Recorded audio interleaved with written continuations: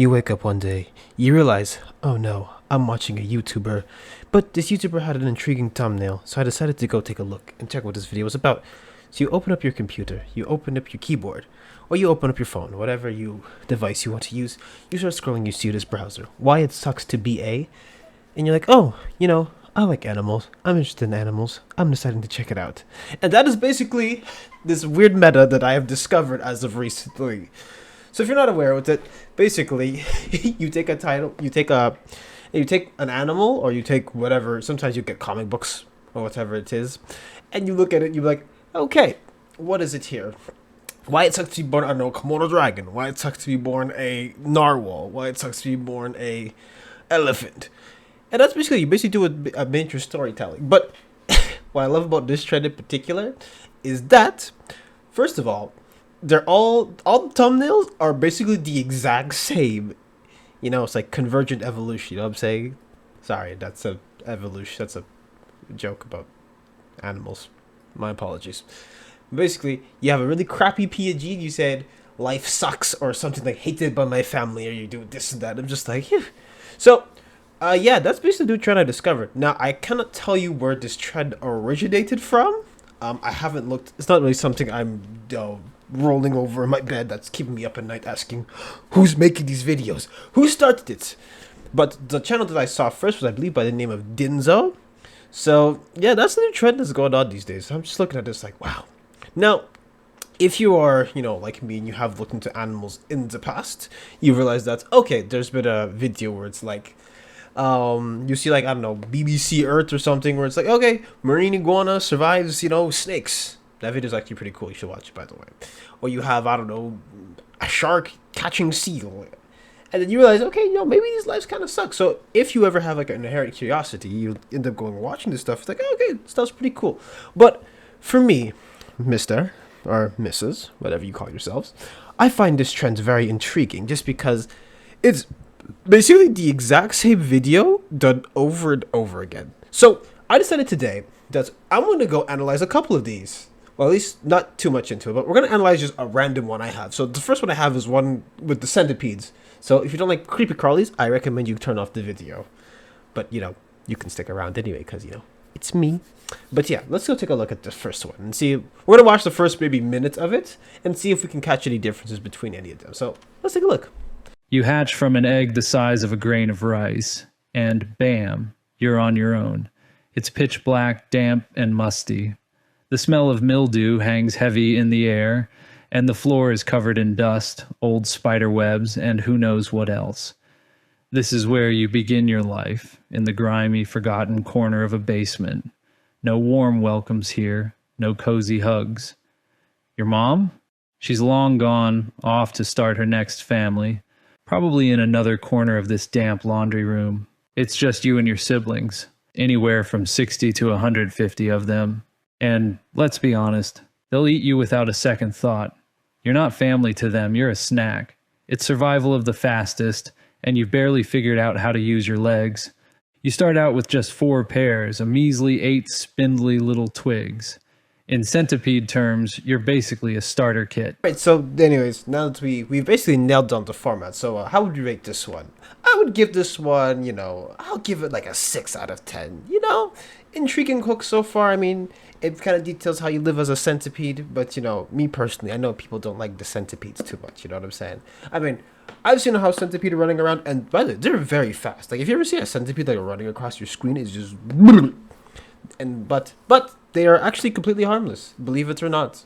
A house centipede is basically only harmful to your mental health. They eat all the pests in your house, and they're basically a free pest control. You have the cats for the mice, but this time you have the centipede for the rats. No, you have the centipede for the roaches.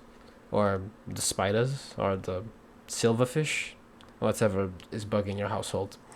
But anyways, so that's overall the current trend. And so that's the first one I take a look at. So it's pretty intriguing, but what if I told you there was another one we're going to look at? Oh yeah, we got another one. This one we're going to look at why it sucks to be born as a Komodo dragon. So let's take a look. You're born on Komodo Island, tucked away in a hole that feels more like a sauna with no exit. As you crack open that eggshell, you're probably wondering what your mom looks like, except there's nothing here. No, you're on your own from the get-go. And that's not even the worst part. You see, in the Komodo dragon world, even your siblings could be your worst enemies. You might be lucky enough to be the first one to hatch, so before you even think about taking your first breath, you've got to get the heck out of there fast. Scramble up the nearest tree like your life depends on it, because it quite literally does. You're not just avoiding your siblings, you're dodging hungry adults who wouldn't mind a bite-sized snack like you. To them, you're just a free McNugget. So there you are, clinging to a tree branch, getting your first real look at the world. For now, just focus on surviving your first few days, because the real adventure's just beginning.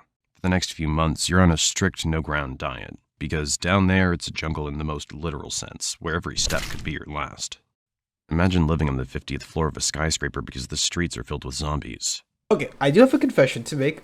This was actually the first one I ever watched, like a while ago. But then the only reason why I even remember this video is because I saw its clone start to pop up. So it's just just a little tidbit that I wanted to take note of. Yeah. But anyways, so what do you give a rating to that one? I'll actually give that opening hook maybe a good 8 out of 10. Pretty intriguing overall. It's telling the story about how a Komodo dragon, you wake up and you're basically about to be everybody's snack, but you could be the one snacking. Or at least if you get to the end of the video, that's what we end up getting to. Like, you reach your whole life as a full-grown Komodo dragon. And that's exactly where we are now. So it's interesting all around. But yeah, so we'll actually do one more. Okay, we're gonna do one more because I understand that for us to really see it as like a whole trend, we gotta get my licks in for just one more. You guys want to stick around for one more? Let's do one more. You're born underground. In a burrow your mom didn't bother digging herself. The first thing you hear is your own squeaking, which doesn't exactly sound intimidating, but don't worry, you'll grow into your attitude soon enough. For now, you're blind, bald, and hungry, with no idea how much of a headache the world is about to become for you, or how much of a headache you'll become for the world. Mom, for her part, doesn't have time for soft moments. She's busy warding off anything that thinks this burrow looks inviting. You're too small to notice her snarling at predators twice her size, but if you could, you'd probably take notes. At this stage, life is simple. You eat, sleep, and occasionally try to bite your mom's tail when she's not looking. It's not a bad setup, but in a few months, things are going to change. By the time you're a few months old, you're starting to tag along with Mom on her daily rounds. She doesn't explain what's happening, you're expected to figure it out on your own. Your first lesson? Bees. Lots of bees. She leads you to a hive and starts ripping it apart like she's owed money. You hang back, mostly because the noise is terrifying, but also because the bees look mad. They swarm her, stinging her face, her paws, her everything, but she doesn't flinch. Why? Because she knows what's inside. 6 out of 10. Oh god, I was kind of following along with it, but then it kind of just stopped being interesting, at the 1 minute mark. So if I had to really go into it, I know I only played the first minute just because I don't want to sit here and watch all these videos back to back because that would make this video very long. But I just came to the conclusion that I think the second one was probably my favorite one because I already seen it and it also feels like a knockoff. But what really is this? You might be asking, like, why are you making a video about this? And I just thought first of all, I just thought it was funny. Okay, I'll be honest with y'all. That was a pretty funny trend. But it kind of goes to show you, like, I do kind of want, I'm considering doing, like, a video about this, like, a little longer video, but I kind of talk about, like, how, like, YouTube is sort of homogenizing itself in a way. So while you can have lots of different content creators, I find that when it comes down to thumbnails or content type, you find that a lot of people end up kind of making the same thing over and over and over again. And I want to point this out in this video in a bit more of a comedic tone, if that makes sense, or something a bit lighter. Because it's kind of like, because I feel like if it was done by just one person, it would be a bit more like, it'd be kind of something unique. But the fact that this same format, by the way, it happened 3 different channels, okay? It's 3 different channels doing it, and it's the exact same type of humor, the exact same type of storytelling style, and it's the exact same type of, content, really. Except, for them, you just pick a different animal. You just pick a different animal. Why it sucks to be this penguin. And when you really break it down, okay, every single animal's life pretty much sucks. When you really look at it, I have not heard of one animal that has not had a bad life, okay? If you ever look into any animal's life, guess what? It sucks, okay? It genuinely sucks. So, that's just me.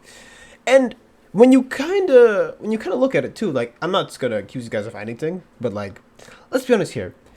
Like, if I take a look at these channels, could they be a bit more like creative with some stuff? Absolutely. But then again, when it comes to you getting ahead in YouTube or you trying to get subscribers, I'm gonna be honest with you guys, okay? Well, I do this because I like to have fun, or I like to investigate, or I like to just talk about stuff. Some people are here for views and subs, so sometimes people will take literally the best browser route possible to get to the subscribers. And that's why you see a lot of like shorts and stuff where people will spam AI shorts just to get the subscribers, because some people just like to have that stuff on the background. So I see trends like this, I just like, yeah, it happens all the time. But be rest assured, it's not just on YouTube. It happens on TikTok, it happens on every social media. It even happens in the real world. Like, people homogenize all the time. But for me, my issue with this trend is just the fact that it's just, I mean, they're taking something cool like animals that it's just like you're making it sound all boring to me. It kind of ruins like the uniqueness out of it. So I just saw this and I'm just like, dude, there's no way this is the type of content people are just watching. And like, you have a lot of people watching this stuff too. It's not just like some of these have like 4 million views, some of these have like 100,000 views, and it's like, yeesh. You would think that someone would notice, but like, I don't know. I guess the average viewer won't really notice it either. But it's kind of like you just took animal facts or whatever, and you turn it into like a clickbait, and you turn it into like a really easy format to make.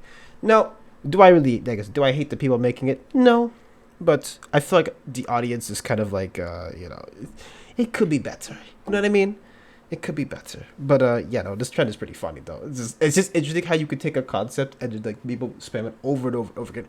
And you might be arguing to me like, oh, actually, what about like commentary YouTubers, okay? Or what about this genre? What about investigative YouTubers? Aren't they all like homogenized in a way?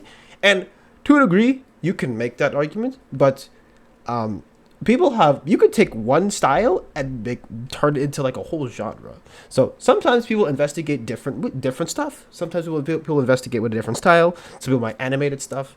Some people might do a bit more like documentary-esque. This all depends on like what really your preference is. But I'm just saying, like, when it comes to this stuff, like, come on, it's all the exact same, like the same style. So it's not like I'm trying to be like, oh, this is just weird. But I'm saying like, come on, guys. Can't you believe that, there's a bit more potential in this genre? So it's just like, I don't know. But anyways, I just thought I'd take a little observation for you guys today, because I thought it was kind of interesting to look at. But kind of want to hear your thoughts about it. Maybe I'm just going crazy, but you guys have something to offer me. But that's kind of it today. If you actually want a more in-depth video about this kind of homogenization and content, I would love to make one. But that will take some time. So if you enjoy this type of content, make sure you like, comment, subscribe, and follow my socials in the description below. But that's it today. Bye.